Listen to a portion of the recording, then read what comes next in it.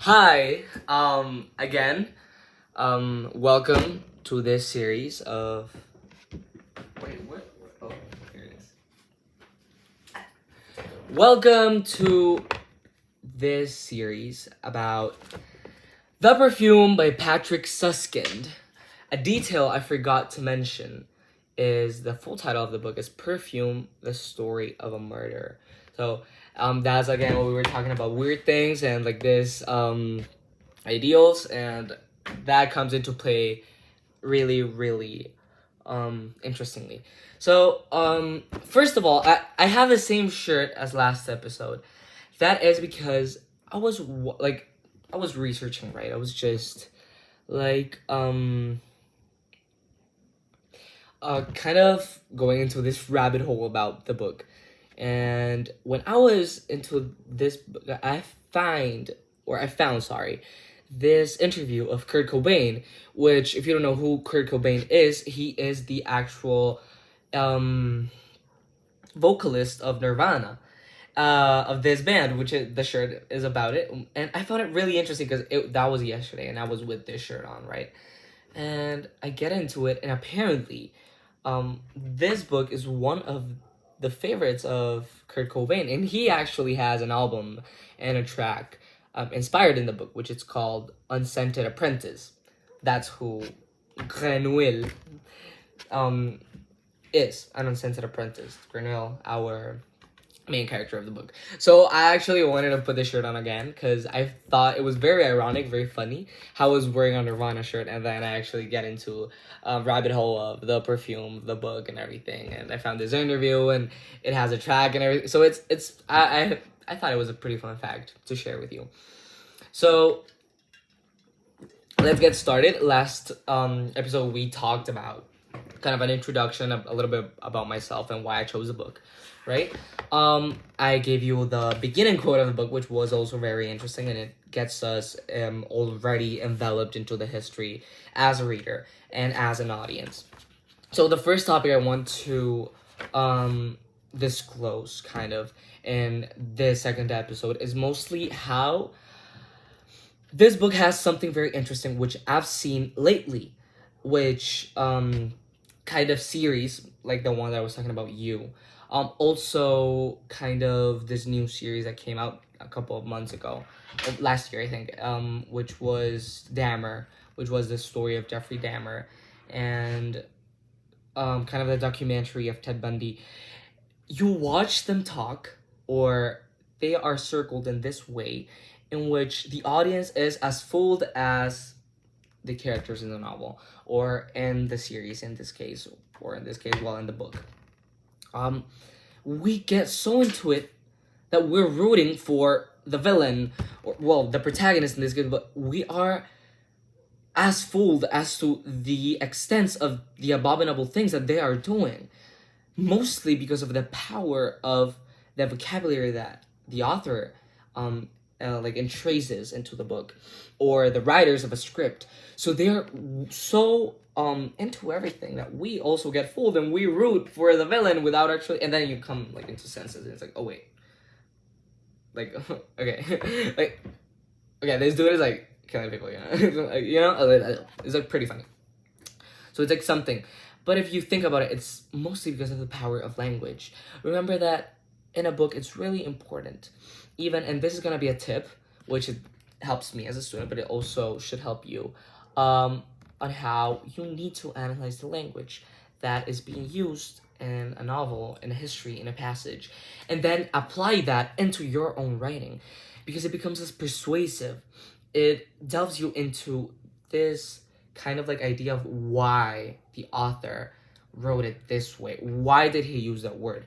Why did he use maybe one that had a different connotation than the other? Why not use the synonym? It all comes back into literature and how everything is connected, and the best way of getting your message across. And in this case is getting your audience so into it that you forget about the bad things that they're doing, and you're being involved, and you're as fooled as the rest of the people in the book. So grenouille, French for actual frog, is really interesting because his name, which means frog, kind of calls back into his birth. So he was birthed in a hot summer day in the 1800s. His mother worked or had this stand in like the coast, and she sold fish. And the book tells that she already had various kids, which she either killed, left them to like die, or simply threw them in the trash. Basically, she had like 4 or 5 before Renouil. She simply did not want the kids, and she just let them there and died. However, after she gave birth to Renouil, which was a really like kind of difficult birth, which she did in that same stand in which she worked on. The kid drops into the ground, and as the kid drops into the ground, he starts crying. And everyone else is like, what is going on? Like, what is that? And then they discover the kid, and eventually everyone like realizes, right? So the mother is condemned by various infanticides. She is eventually hanged. As you know, in this era, it was very common to hang people for their crimes. And so that's how he's born. That's how he's brought into this world, Renouil. And however, he doesn't have any family anymore. He is gifted to this, he's taken into this church, hoping that they will find someone. And since birth, Renouil has had it hard. Since birth, apparently, this is where I want to get into about the nurture and the nature of psychopaths. He was born without a scent. At first, I was a little bit confused about how is he being born without a scent, right? But it's kind of a callback to your scent. Your scent is your identity. All of us have a scent. Your mother has a scent. Your father has a scent. And eventually, you recognize them really well. Even that you smell a little, and you know it's your mom. You know it's your dad. You know it's your sister. You know it's your friends. Who they are. Your scent is a part of your identity, of who you are, of your existence, right? Sometimes, well, we all have scent, and sometimes you forget you have a scent and just kind of, you just get so accustomed to it that you forget about it. But I was so confused about how he doesn't have a scent. Like, what do you mean? He just smells like nothing, apparently. Like nothing. And it's kind of like this callback in through the whole history, which becomes actually kind of a part of an existential problem, which is this crisis of identity, which he has throughout the whole book. Specifically, we're gonna delve into the first part of the book, which has part 1 and then part 2, which it starts after chapter 25. And throughout the whole book, he just kind of lives with this existential crisis, basically, of not having a scent. So when he was a kid, the church basically gave him to this wet nurse, right? This nurse that they had like a lot of nurses, a lot of wet nurses that actually took care of orphans or of children. And the church like gave them some kind of money, like francs in this case. So I don't know, 12 francs. So I'm gonna give you this amount of money, like monthly, weekly, and you're gonna take care of the child. So there was this wet nurse who took in Grenouille, right? And she had already had a lot of experience with it. 2 weeks later, she's back at the door of the church being like, hey, get this kid out of my house. I don't want this kid. Remember, he was just born. He was a kid. He was a baby. And she's like, here. He puts it in a basket and is like, in the floor, I don't want this kid. Get it out of my house. And then the pastor, the pastor, he was like, what is going on? Isn't this like your job? What happens? And immediately she starts telling, this kid is literally the son of the devil. Like, he literally diabolical. I don't want him. Every time I see him, I get chills. And the pastor is like, what are you talking about? Stop telling. He was like sick because apparently everyone's like, everything is of the devil throughout the stands, like just kind of like that. And he was like, stop saying that. That is not true. This kid is not of the devil. Like, you are actually crazy.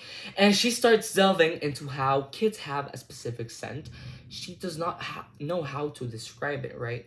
She struggles into being like, what is the right word for it? She doesn't have a word or a definition of how kids smell, but she says that their back of their head, their feet, they smell good, and it makes you hug them. It's like sweet. That's how she describes it, but she never like accurately has like a specific word in order to do it. The pastor had never had kids. He had never taken care of a kid, so it's like, what do you mean? Like, it's okay. He smells like nothing. He's a baby.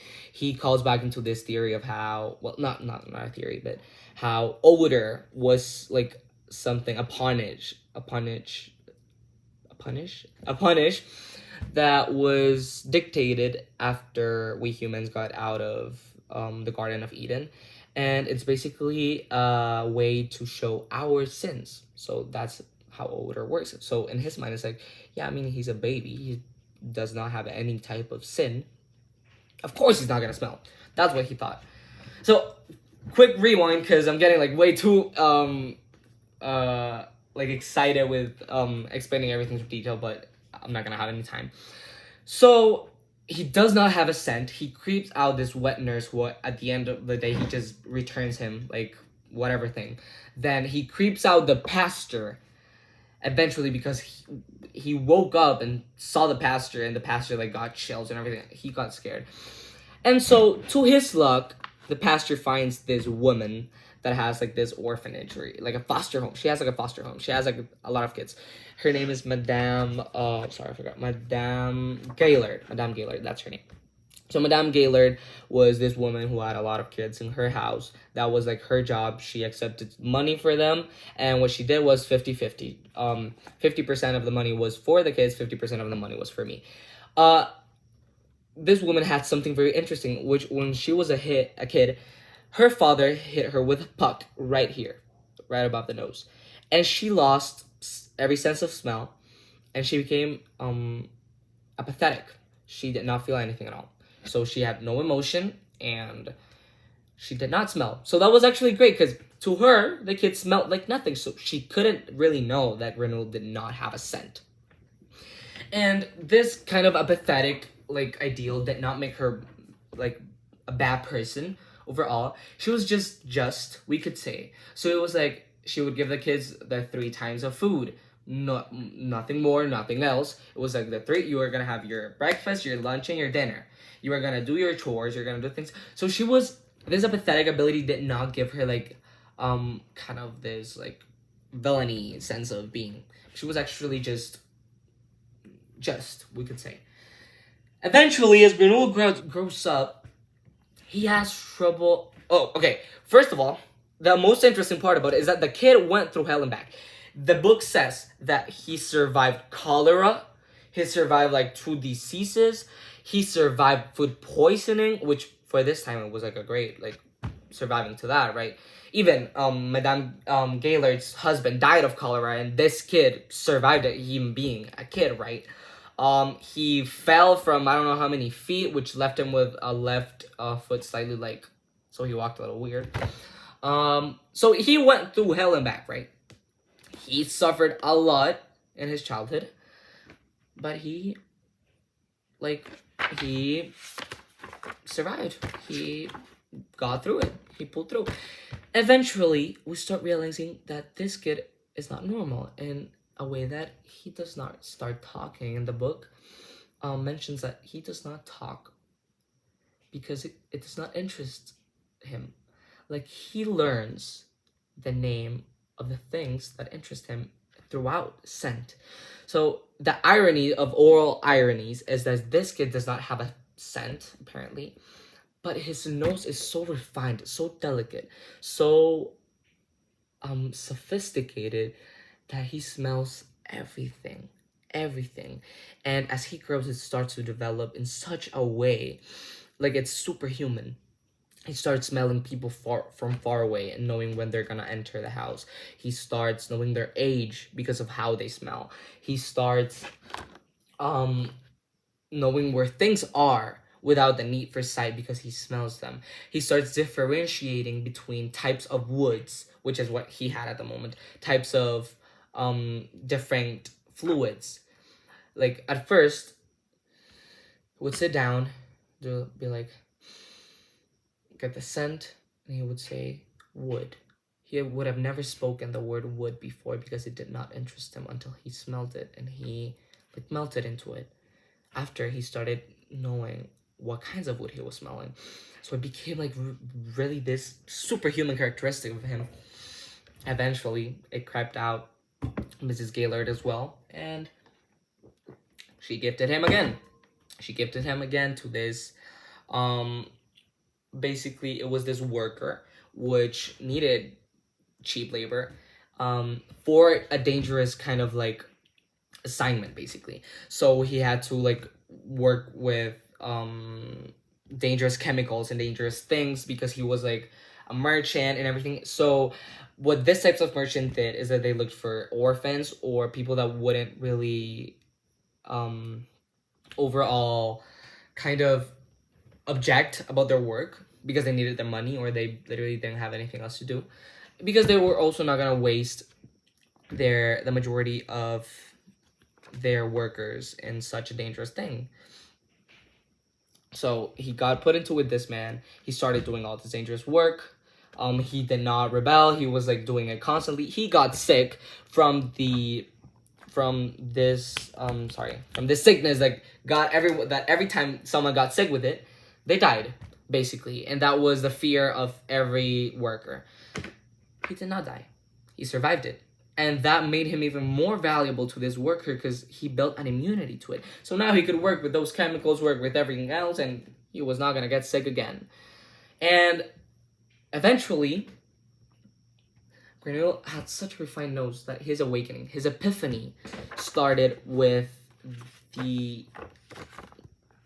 it was pretty interesting, but it started with a murder. That's how his epiphany started.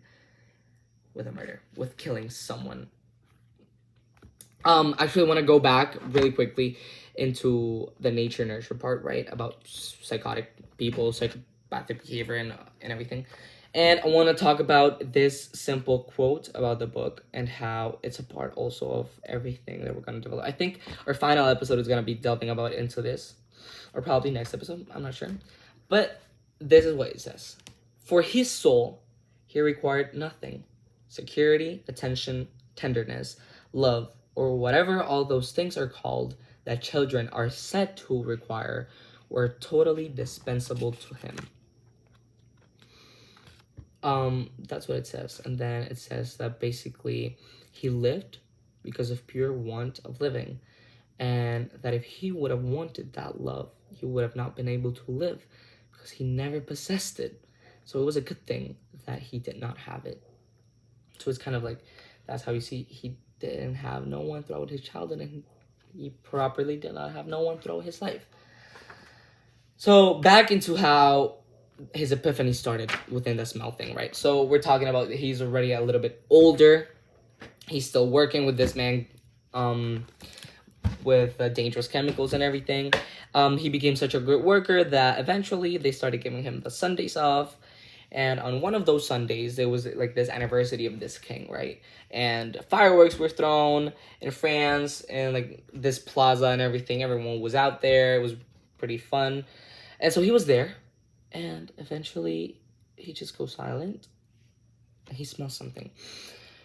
He yet did not have refined idea of what was a good scent or not. He just like kind of analyzed everything in life with the scent. But he did not like actually have the ability to say, okay, this is a good scent, this is horrendous, this is like bad. So on one of those like walks, right, he started smelling something like very, very, very subtly, the smell of richness, of purity, of something so sweet and so delicate, and so it literally excited every sense in him.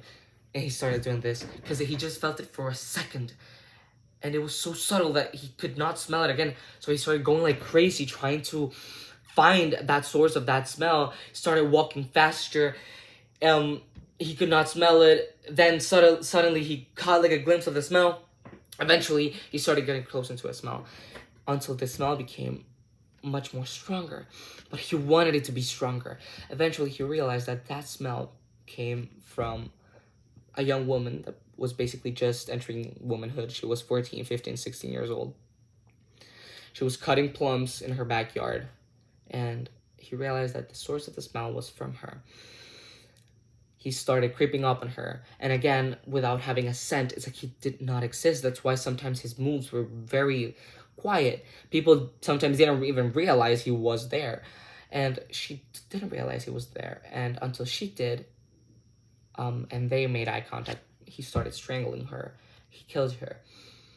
And so he undressed her completely, and he started smelling her in a non-sexual way from head to toe. Breasts, feet, her belly, her armpits, everything. Everything. Her private parts, everything. He started smelling her from head to toe, getting in that smell. That it was described as so sweet and so rich and pure and like different. Eventually we realized she was a virgin, and that's why the smell was like apparently this pureness and this kind of thing. She did not smell like other women did, basically. And that was his epiphany. That's how it started. He ran and left, and he was not caught, but that's when it started. And he said, I'm gonna be a perfumer. I'm gonna do perfumes. I already know what the secret is about making a great perfume. I know the smell of what pureness and this like I don't know. It's even difficult to describe it, because apparently if I get into it, he was like so passionate about it, right? And then you kind of forget that he's talking about the smell of a dead woman, because he's talking about it so passionately and so like rich in richness, which it literally just gets you into the smell, right? And so he did not have the resources, though. He didn't really he wasn't really able to do anything with the smell, so he just ran away. But that's when he said, I'm gonna be a perfumer. And then eventually that's when he starts to search for a way to gain the resources to become like this, at least middle class, that's what he says, so that he has the resources to escape what he wants to do and to create these perfumes that are gonna make him rich and everything. And that's where Giuseppe Baldini comes in, which is a perfumer in Paris. But that is gonna be for another episode in this channel. Again, we're still in part 1 of the book. We're still kind of dissecting it into parts. I hope you are kind of understanding the ability of this man to actually delve his audience into forgetting the horrid things. Well, not himself, but the narrator of the book. And the nature nurture part, which is what I want to get into, which I've really surfacely touched and have not really gotten into it. It's gonna be something I want to touch upon after we've like completely dissected the book. So thank you for watching. I hope I can see you in next episode. I know this video was a little long, but I hope you can enjoy it as much as I do about talking about this type of things, kind of dissecting everything. And that's it for today. My name is Franco Herrera, and I'm seeing you tomorrow. Maybe tomorrow. Bye.